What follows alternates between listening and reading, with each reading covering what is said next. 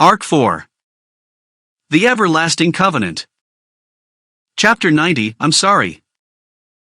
Though he was supposed to have confirmed his resolve, the moment Subaru saw the waves of emotion in her tearing eyes, he felt himself struck with regret. Asking her that question was no different from ripping open the scars inside Emilia's heart, clawing at her unhealed wounds while using concern as his justification. The pain of this realization was no less than the pain he must have made her feel. Subaru, the tomb's trial shows you the past. That's what everyone told me. Emilia, HK. But in search of what lay beyond that pain, Subaru treaded even deeper. Biting down on her lips, a tremor flashed across Emilia's expression, but her trembling pupils did not look away from Subaru. For now, he decided it'd be best to avoid mentioning that he had taken the trial. He wasn't going to make the sort of frivolous comment like, if I can beat it, you can beat it too, especially not now that his qualifications had been revoked. Besides, even if he did, she might very well mistake it for a comforting lie. If that's how it's going to turn out, then he might as well just tell Emilia his honest feelings. Subaru, I'm guessing that's why you came back like this. You're agonizing and hurting, yet you keep it all to yourself, and you're going to challenge the trial again tonight, aren't you? Emilia. Through those 4 repeating worlds, Emilia had never conveyed the details of her trial to Subaru. This was partly because Subaru had been practically ignoring her right to challenge the trials by deciding that she didn't need to be the one to clear them, but also because Emilia never had a chance to talk about it with Subaru. The former had been resolved by the fact that Emilia was now the only one who could challenge the trials, and ideally, the latter was in the process of being resolved this very moment. Hearing this, Emilia's cheeks stiffened as she cast down her gaze. But before her eyes and their long lashes completely left him, Subaru continued. Subaru, but still. Emilia. Subaru, the crushing burden you're carrying, won't you share some of it with me? If your past is something you're afraid to look back on, how about letting me stand by your side as you meet it? The downward tilt of her head halted as she timidly looked up at Subaru once more. He mustn't let her see the weak, indecisive self that he was. And so, with entirely unwarranted abounding confidence, Subaru puffed out his chest as he accepted Emilia's gaze. After all, bluffing and baseless self-confidence were precisely Subaru's specialties. Subaru, come to think of it, I barely know anything about you, Emilia. I like you.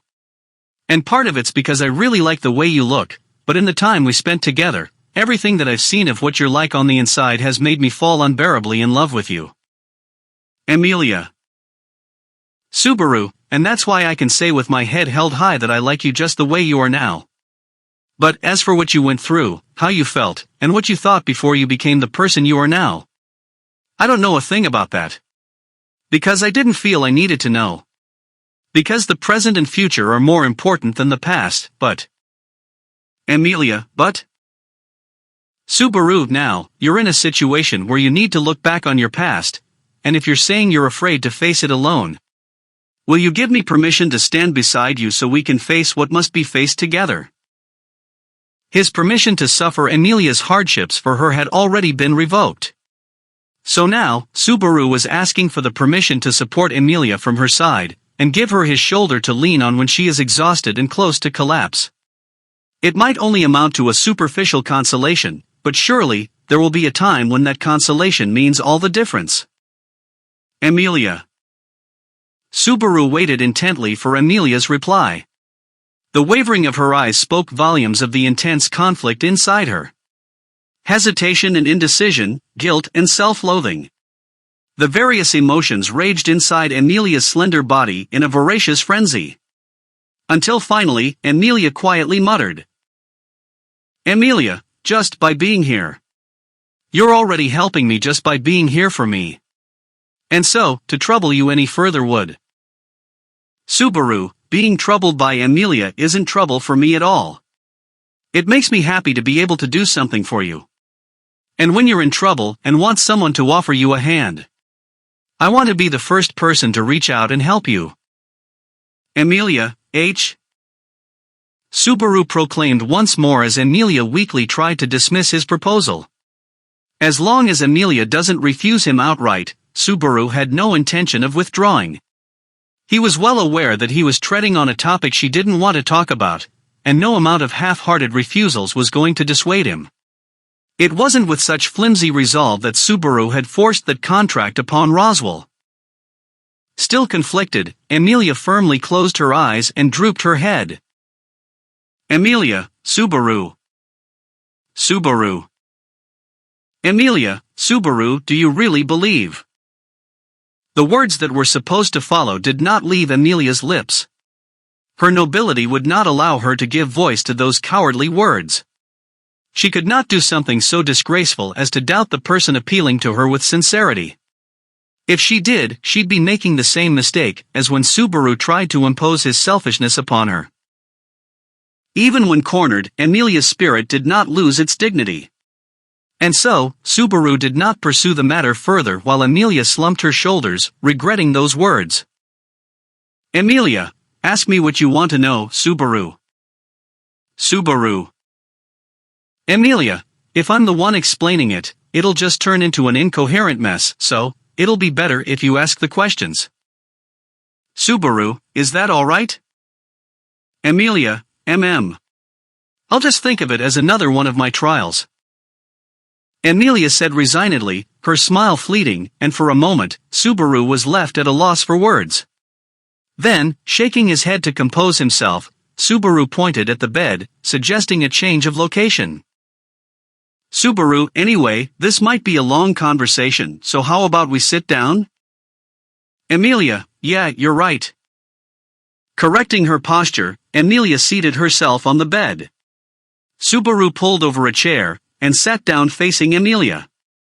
Smoothing out the wrinkles on her clothes, Amelia waited for Subaru to speak. Having reached that crucial juncture, Subaru hesitated for only a few seconds on what to ask first, before coming up with the words.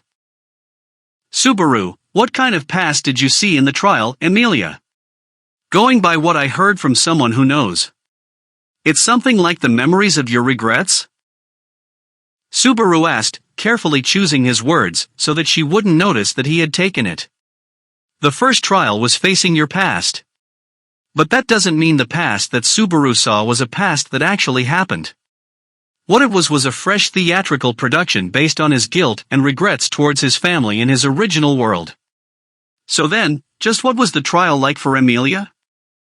Listening to Subaru's question, Amelia remoistened her parched lips and... Amelia, the past that I saw was probably a memory from before I went to sleep. Subaru? Before you went to sleep. Amelia, yes, before I went to sleep. The memory is vague and not very clear, but in it, I was still small, so that's only to be expected. Amelia closed her eyes as she searched through her memories, while Subaru seemed to be confused by her explanation. He could understand what she meant by I was still small. Most likely, the trial was showing her past from when she was young. But before I went to sleep was the part Subaru couldn't understand.